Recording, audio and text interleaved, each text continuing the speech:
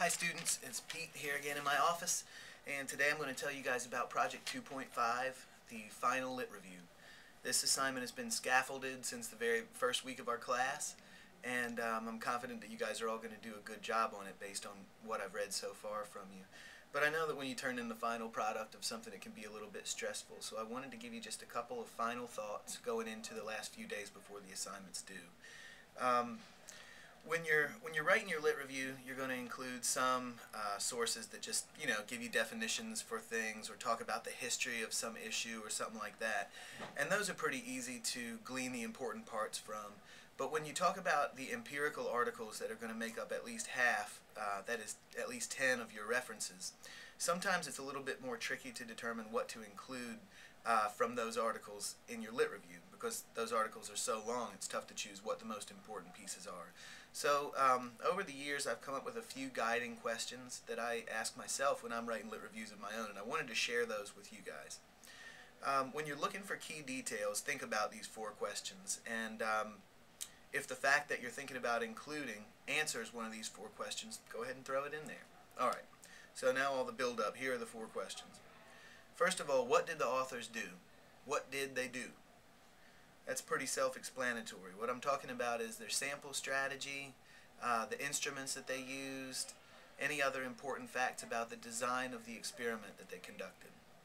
The next question, number 2, why did they do it? For instance, why did they use the sample that they did, or the instrument that they implemented? Why did they run the statistical test that they did as opposed to all the others? The third question is, what did they find out? So, in other words, what were their important findings and conclusions? When you guys were doing the article summaries and critiques earlier this semester, most of you did a really good job of identifying the most important results gleaned from the data collection that those researchers conducted. So I don't think you're going to have trouble with that part.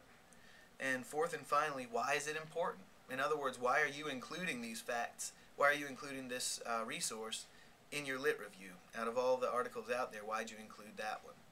So again, those 4 questions: what did they do? Why did they do it? What did they find out? And why is it important? If you keep those 4 things in mind when you're writing your lit review, you'll be able to condense the descriptions of the individual articles you include into short, easy to work with pieces, and that might make it easier for you to construct the whole lit review. I hope so. In a moment here, I'm going to grab the camera like always and show you the resources on Blackboard that are going to be important to you during the preparation and submission of this assignment. But I just wanted to remind you of one thing first. When you submit the assignment, please remember to include your peer reviews. That is, please include the peer reviews that you received from your classmates. And I'll show you exactly how to do that here in a minute. So without any further ado, I'm going to go ahead and pick up the camera. So hold on to your stomachs. Alright, so the first place that we need to go is the Projects section. And when I click on Project 2, down here at the very bottom is the link through which you'll submit your final lit review. So when I click this link,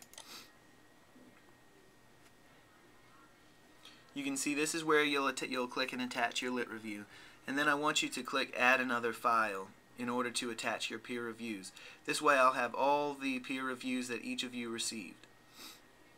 Don't forget to do that, because that's the basis on which I'm going to assign credit to members of your peer review group. Alright, next important thing.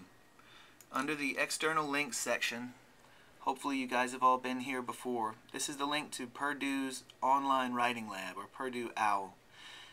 This is where I would go in order to figure out formatting for the paper in general, and in particular formatting my references page.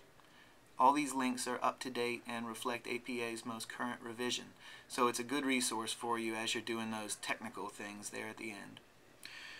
Next, the rubric. When I click on the Resources section of Blackboard and go to Project 2, right here, the second item there, you can see the third link under that item is the Project 2.5 rubric. Hopefully some of you guys have already used these in your peer review process. But for those of you who haven't seen it yet, this is the document on which based on which I'm going to grade you guys final literature reviews. So check that out to make sure you're covering all the bases I'm going to be looking for. Next, and probably the most useful to you guys, down here a little bit lower, I've got some sample literature reviews. I've got two right there, Sample Lit Review 1 and Sample Lit Review 2.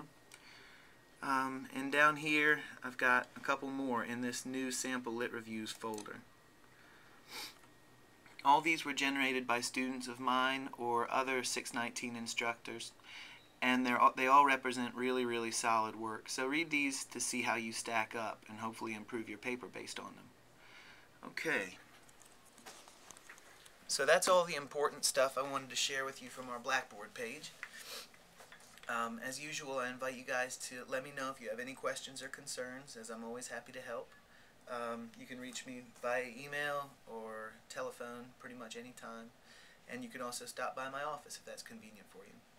Alright, so I guess without any further ado, I wish you good luck and sign off. Thanks for your time and have a good day.